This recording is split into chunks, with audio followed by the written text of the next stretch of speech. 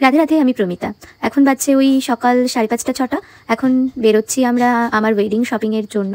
এখানে আমরা আপনারা দেখতে পাচ্ছেন আমার ক্যান্ডির এখন এই 2 সপ্তাহ ধরে দেখছি ও এই স্কুটিটার উপরে, আমরা যখন কোথাও বেরোচ্ছি 3 জনে মিলে, তখন এই স্কুটিটার উপরে এসেও বসছে, ভাবছে যে আমি এখানে স্কুটিতে বসলে আমাকে নিয়ে যাবে, এবং ও অদ্ভুতভাবে শিখে গেছে কী করে স্কুটিতে বসতে হবে, কেননা আমরা ওকে নিয়ে কিন্তু স্কুটিতে বেরোই। তো সেই জন্য ওর একটা স্বভাব আমি দেখছি আজ 2 সপ্তাহ ধরে। এটা আমার বাড়ির সামনের ছোট ছোট গাছ আছে, যেগুলো আমার মাই সবকটা গাছ লাগিয়েছে এবং মাই সবকটা গাছের পরিচর্যা করে। আমাদের যখন ওই সামনের এই জায়গাটাতে আমাদের এই সিমেন্টের রাস্তাটা করা হয়েছিল না, তখন আমাদের এখানে অনেক গাছ ছিল, এবং সেই টাইমটা দিয়ে যখন সিমেন্টের রাস্তা করা হয় তখন অনেক গাছ আমাদের নষ্ট হয়ে যায়, তার কারণ আমাদের প্রপারলি রাখার জায়গা ছিল না বলে। পরবর্তীকালে মা আবার অনেক পরিশ্রম করে যত্ন করে গাছগুলোকে লাগিয়েছে। এবং এখানে অনেক ধরনেরই আমাদের ফুলের গাছ ছিল আগে, কিন্তু এখন ওই বললাম সামনে আমাদের রাস্তা করতে গিয়ে তখন আমাদের সেই গাছগুলো সবই নষ্ট হয়ে গেছে। এখানটায় না অনেকগুলো ঝাউ গাছ ছিল, যেগুলো আমার অনেক ফেভারিট ছিল। ওই গাছগুলোর প্রতি অনেকটাই অত্যাচার হয়েছিল, কিন্তু তারপরেও না গাছগুলো অনেক সুন্দরভাবে বেঁচেছিল। কিন্তু ওই আমাদের এই রাস্তাটা করার সময় সবগুলোই নষ্ট হয়ে গেছে। কি আর করা যাবে? এরপরে আমরা ঠাকুর প্রণাম করে 3 জনে মিলে বাড়ি থেকে বেরিয়ে গেলাম। এই বাড়ি থেকে বেরোনোর পরে আমরা এতদূর পর্যন্ত চলে এসেছি, তবু ক্যান্ডি চিৎকার শোনা যাচ্ছিল। আমি আগেই বলেছিলাম আমার বাড়ি থেকে কলকাতার দূরত্ব এই দেশ আর ওই দেশ এতটাই আমাদের বাড়ির থেকে দূরত্ব। তারপরে আমরা টোটোতে উঠে পড়েছিলাম, মা বোন আমি। আর সত্যি কথা বলতে কি, হঠাৎ করে না প্রচণ্ড পরিমাণে শীত পড়ে গেছিলো। আর আমার এই শীতকালটা সত্যি বলছি ভীষণ বিরক্ত লাগে, কেননা এত সোয়েটার, এত জিনিসপত্র পরতে হয়, তারপরে আবার দুপুরের দিকে পরা যায় না, ভীষণই বিরক্ত লাগে। তারপরে আমরা উঠে পড়লাম বাসে, মা বোন আমি। তারপরে সেখান থেকে উঠে পড়লাম আমরা ট্রেনে, এবং সকালে ট্রেন থাকার জন্য না অনেকটাই নোংরা ছিল, এবং সকালবেলায় তো কিছু খেতে হবে, শুধুমাত্র চা আর মুড়ি খেয়ে এসেছিলাম। তো সেই জন্য আমরা একটুখানি ট্রেনে ছাড়ার একটু সময় ছিল, ওই জন্য আমরা তখন একটু ব্রেকফাস্ট করে নিয়েছিলাম। ওখানে যে লুচি তরকারি পাওয়া যায় ওটাই আমরা খেয়ে নিয়েছিলাম।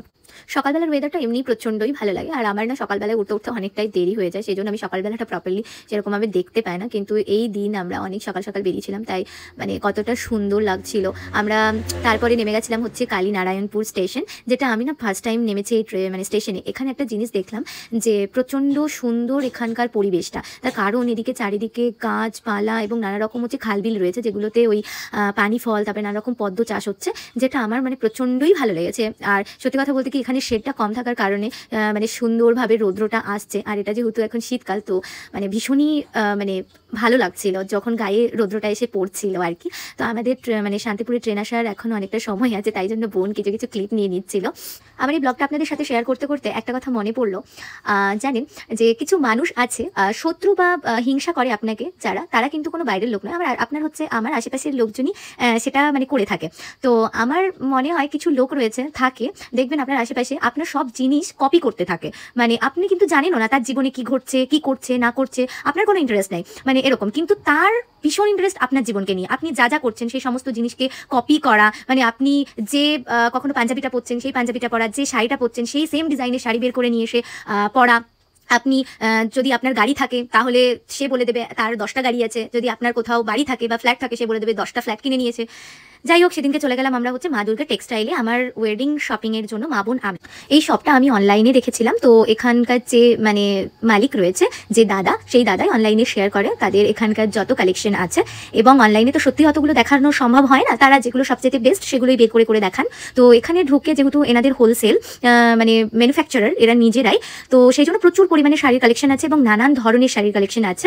আপনাদেরকে আশা করি এখান থেকে ফিরতে হবে না খালি হাতে, একটা বা দুটো অ্যাটলিস্ট শাড়ি কিনে আপনাদের ফিরতে হবে, কারণ এখানকার শাড়িগুলো রিজনেবল প্রাইসে প্রচণ্ড ভালো কোয়ালিটির শাড়ি এখানে পাওয়া যায়। তো মা বোন আমি এখানে শপিং করে নিচ্ছে, আর আমার কিছু শাড়ি তো নিজে একটুখানি ধরে দেখে নিচ্ছে যে আমাকে এক্স্যাক্টলি কিরকম দেখতে লাগছে। আমার বেনারসি শাড়িটা আগেই নেওয়া হয়ে গেছে, সেই ব্লগটা আমি আপনাদের সঙ্গে অবশ্যই শেয়ার করব। আমি শুধু শর্টসে একটুখানি ঝলকই শেয়ার করেছি। তো আমরা সেদিনকে আমার যে সাইড লুকগুলো রয়েছে অন্যান্য, আমি সেগুলোর জন্য শপিং করতে গেছিলাম এই মা দুর্গা টেক্সটাইলে।